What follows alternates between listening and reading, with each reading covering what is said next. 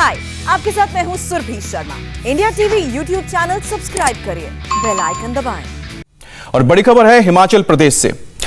कांगड़ा जिले में बादल फटने के बाद आए फ्लैश फ्लड और लैंडस्लाइड की वजह से बाढ़ में 2 लोगों की मौत हो गई है और करीब 10 लोग लापता बताए जा रहे हैं। हिमाचल प्रदेश में मानसून के दूसरे राउंड के पहले दिन ही भीषण तबाही मची। कांगड़ा जिले के धर्मशाला, मैक्लोडगंज और दूसरी जगहों पर करीब 20 लोग फंसे हुए हैं। इनमें से कुछ पर्यटक भी हो सकते हैं। स्टेट डिजास्टर मैनेजमेंट अथॉरिटी के मुताबिक मैक्लोडगंज के ट्राउट ट्रेनिंग रूट से 100 लोगों को रेस्क्यू किया गया है, जिनमें से 80 छात्र और कुछ परिवार भी शामिल हैं। वहीं फ्लैश फ्लड से बुरी तरह तबाह कांगड़ा के भो गांव से 4 ग्रामीणों को बचाया गया है। बारिश के बाद खराब हालात को देखते हुए एनडीआरएफ की 3 टीमें कांगड़ा भेजी गई हैं। सैलाब की वजह से 11 घर और दर्जनों गाड़ियां बर्बाद हो चुकी हैं।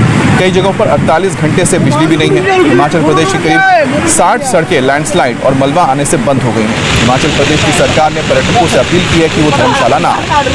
तो ये आप कल की तस्वीर देख रहे हैं, जिस वक्त ये फ्लैश फ्लड आया क्लाउड बर्स्ट के बाद। और आप देखिए किस तरह से जो पहाड़ी नदियां हैं जिसमें पानी बहुत कम होता है, इसमें आप देख सकते हैं कि वाटर लेवल कितना बढ़ गया। और वाटर लेवल बढ़ने की वजह से जो आसपास के जो इलाके थे वो भी इसकी चपेट में आ गए। आपको बता दें कि धर्मशाला जो इलाका है वो कांगड़ा इलाके में पड़ता है, कांगड़ा जिला है। और साथ ही धौलाधार की पहाड़ियों पर बसा बेहद ही खूबसूरत ये हिल स्टेशन है धर्मशाला, और उसके साथ ही मैक्लोडगंज। और जहां पर ये फ्लैश फ्लड आया, जिसकी तस्वीरें इस वक्त आप देख रहे हैं, वो भक्षुनाग का इलाका था, जहां पर अचानक फ्लैश फ्लड आने से यानी कि क्लाउड बस्ट हुआ, बादल फटा, तेजी से पानी नीचे आया और उसने आते ही निचले इलाकों को अपनी चपेट में ले लिया। इसके अलावा कुल्लू की तस्वीर देख रहे हैं, लाहौल स्पीति में भी आप देख सकते हैं, और मंडी।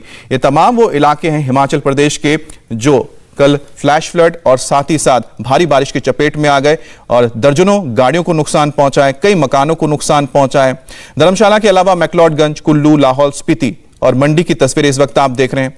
सड़कों में चट्टानें आ गई हैं, मलबा आ गया, जिन्हें अब साफ किया जा रहा है ताकि रोड खुल सके। मौसम विभाग ने अगले 3 दिनों के लिए हिमाचल प्रदेश के लिए येलो अलर्ट जारी कर दिया है।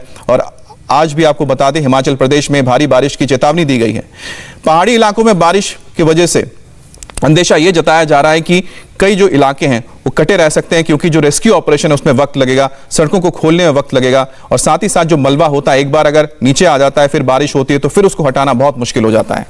धर्मशाला के बागली इलाके में 1 दर्जन से ज्यादा मकान पानी की तेज धार में बह गए। दरअसल ये घर नदी के किनारे बने थे। नदी में जब उफान आया तो इन घरों का पिछला हिस्सा पानी में बह गया। धर्मशाला के बागली पहुंचे इंडिया टीवी के संवाददाता पुनीत परिंजा और उन्होंने वहां से हुए नुकसान का जायजा लिया। उसकी एक रिपोर्ट आपको दिखा रहे हैं।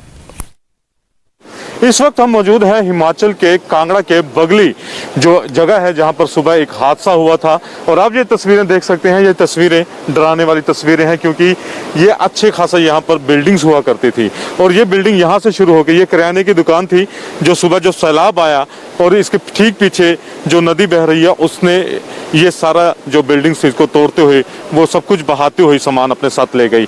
ठीक 3 मंजिल बिल्डिंग जो है वो यहाँ पर बताई जा रही है। और ये यही नहीं रुकती है, ये बिल्कुल आगे तक था। क्या क्या था यहाँ पर इसकी जगह? यहाँ पे सबसे पहले वहाँ एक डॉक्टर की दुकान थी, आयुर्वेदिक डॉक्टर। उसके बाद एक और डॉक्टर की दुकान थी। उसके नीचे एक ये उसका आंगनबाड़ी केंद्र था, और केंद्र के साथ में एक मुर्गे की दुकान थी। मुर्गे के साथ एक शशि धीमान है, उनका घर था, घर और सब बह गया यहाँ। उसके बाद यहाँ डबल मंजिल एक हमारे बेदी टेलर है, उनका मकान था। उसके साथ में यहाँ एक चतर सिंह भी हुई है। कोई कैजुअलिटी तो कोई नहीं हुई है, पर नुकसान बहुत सबका हुआ है। कैजुअलिटी तो अभी तक यहाँ पे कोई कैजुअलिटी निकालने का मौका भी सामान निकालने का मौका नहीं लगा। नहीं किसी ने लोगों को इतना कि भाव था कि ये जो खड्ड है मांझी आर पार बह रही थी। ये 25-26 कमरे थे जी, डालने को कपड़े नहीं बचे, बेड बुड कुछ भी नहीं बचा, सब कुछ रह गया जी। जो कपड़ा है बस यही है।